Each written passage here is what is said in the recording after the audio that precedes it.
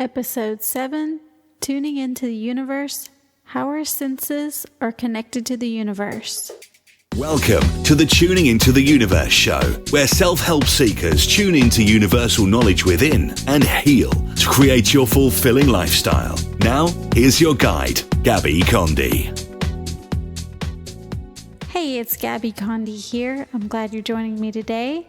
We're going to find out how our senses are connected to the universe. Nikola Tesla, he was one of the greatest inventors of all time. Who among us doesn't want to live a bizarre and eccentric life doing whatever the hell we want, gazing upon the world with our crazy eyes and increasing awesome wherever we go? I thought so. For people like us, there's Nikola Tesla, the patron saint of holy cow, so crazy geniuses. If you could think of a cool invention, he probably contributed in some way to making it possible. Safe, affordable electricity delivered to your home? That was Tesla. Hydropower, radio, robots, Tesla. X-ray photography, electric generators, spark plugs, remote controls, fluorescent lights. You get the idea. By the way, he spoke 8 languages. 8. When he died at the age of 86, Nikola Tesla held over 700 patents and was being investigated by the United States government for claiming to have invented a 60 million volt death ray that could vaporize a tank from 200 miles away. Most of the time, when an old man says something like that, it's the nurses, not the federal agents taking up the case. But with Tesla, sort of hard to know when the genius was talking and when it was the crazy talking. Tesla thought that there were 6 senses. He named thinking as another sense. So your ability to think through thought or knowing things that seem to come from the universe, that information. By senses, what I'm talking about is the information that you get in through your 5 senses. Through your ability to see, through your ability to hear, through your ability to feel, also smelling, tasting. So through all of your senses, you're receiving information. This is what I like to call God's body language, because God's constantly talking to us through our senses and giving us information. It's available at any time. It's always there. It's just a matter of whether or not we're paying attention to it and are open to receiving it at that moment. So all kinds of information is coming through our senses. And the thing is that we can sometimes be blocked to that information. And that happens from mostly our thoughts. Our thoughts are what controls our feelings. And so if we're caught up in thinking something, we're going to miss some information that comes in from the universe through our senses. We're not going to be aware of it because we're aware of something else. We're constantly thinking about that something else or occupied with that other thing that we're thinking about, even if that information that we need is coming in at that moment through our senses. The thing is that when we're asking a lot for some piece of information, like let's say that you need to know what to do about your cat.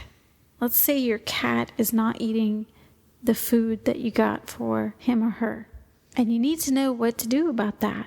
But you're so caught up in the emotion of worrying about your cat that you can't back up and think, oh, well, I'll go to the store and get another kind. Maybe you're caught up in that emotion of being upset and feeling like, and seeing your cat not eating and feeling like a failure because you gave the cat some food that you thought it would like and expected it to eat, but it's not eating. At that moment, you were caught up in these thoughts of at a lower, level of energy. Like on the map of consciousness, worry and anxiety and fear for your cat not eating. So you could be thinking the worst. And that's what you're expecting. Now, Tesla said that in order to understand the universe, think in terms of energy, frequency, and vibration.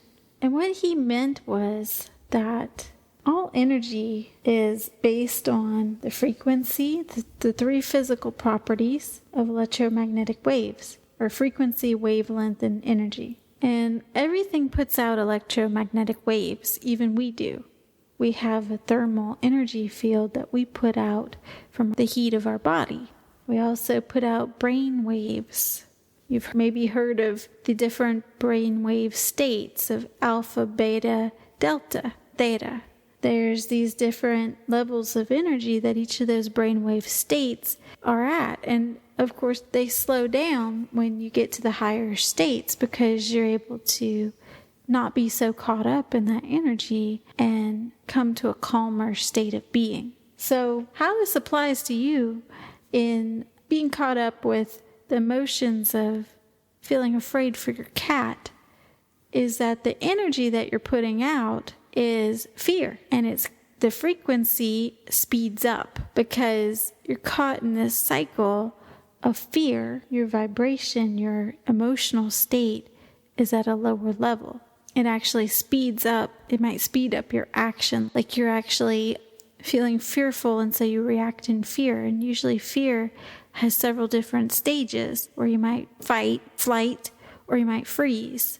But you take some sort of action based on that fear. So the vibration that you're actually putting out is a lower energy level. You're not really taking action to help the cat. You might be shutting down, or you might be doing something else that you might fight with the cat to try to eat the food, or you might flee and say you'll deal with it later instead of taking empowered action. So how this is connected to your senses is that you might start questioning what you should be doing around the cat not eating the food. You might have some questions that come into your mind, like, why is the cat not eating the food? And then you might think, maybe it doesn't like it. But then let's say that you dismiss that thought and think, oh, well, that's crazy. All cats like any type of cat food. Because you have this belief that the cat is going to like the food. So you expect that cat to like that food, but they're still not eating it. So it keeps you in this pattern of trying to expect that cat to eat the food, because that's your thought. That expectancy is the energy that you're putting out. And if you look at the map of consciousness, you'd see that's on a lower level of energy because it's being forceful. You're expecting that cat to like that food, so you're going to force it to eat the food by keeping it there through either shutting down, worrying about it later, or fighting with the cat by leaving the food out and not getting it a different food. Now, this is just an example, but you can follow along with me to see how this works. So instead of coming from that lower level of energy and expecting that cat to eat that food, you have to change that belief from expecting the cat to eat the food to opening up your senses to receiving information from the universe that would help you in that moment. So if you tune into the universe and you ask the universe, why is the cat not eating the food? You might get, because the cat doesn't like the food. Right? Trust me, I have a cat. She will eat some food, and some food she likes more than others. And I've tried different brands. It's all noticing that and then realizing your reaction to it. Then open your senses to the universe, and you're allowing the universe to guide you in what you need to do. Then you might get that you feel like the cat doesn't like the food.